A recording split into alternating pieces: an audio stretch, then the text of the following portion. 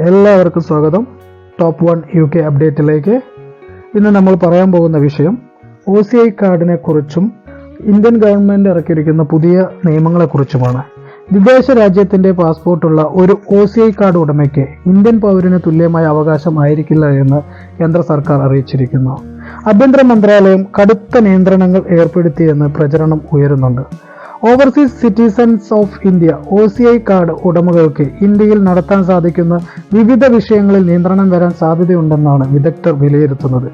അതേസമയം നാഷണൽ പാർക്കുകൾ, വന്യമൃഗ സംരക്ഷണ കേന്ദ്രങ്ങൾ, ദേശീയ സ്മാരകങ്ങൾ, ചരിത്ര സ്ഥലങ്ങൾ, മ്യൂസിയം എന്നിവ സന്ദർശിക്കുന്നതിനുള്ള ഫീസും അതുപോലെ രാജ്യത്തിനകത്തെ വിമാനയാത്രക്കൂലിയും ഇന്ത്യൻ പൗരന്മാരുടേതിന് തുല്യമാക്കിയിട്ടുമുണ്ട്.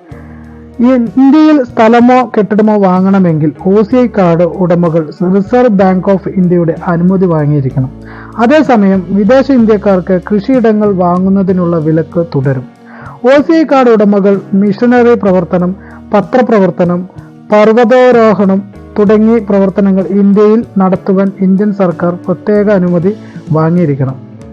ഇന്ത്യയിൽ നിന്നും വിദേശത്തേക്ക് ദത്തെടുക്കുന്നതിലും ഇനി മുതൽ OCI കാർഡ് ഉടമകൾക്ക് കർശനമായ നിയന്ത്രണങ്ങൾ ഉണ്ടായിരിക്കും.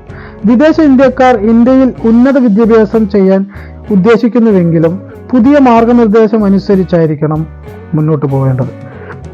അതുപോലെ ഇന്ത്യയിൽ താമസിക്കുന്ന OCI കാർഡ് ഉടമകൾ അവരുടെ മേൽവിലാസം മാറുമ്പോഴോ ജോലി മാറുമ്പോഴോ അക്കാര്യം ഫോറിൻ റീജിയണൽ രജിസ്ട്രേഷൻ ഓഫീസറെയോ ഫോറിനേഴ്സ് രജിസ്ട്രേഷൻ ഓഫീസറെയോ അക്കാര്യം ഇമെയിൽ മുഖേന്തരം അറിയിച്ചിരിക്കണമെന്നും പുതിയ സർക്കുലറിൽ പറയുന്നു.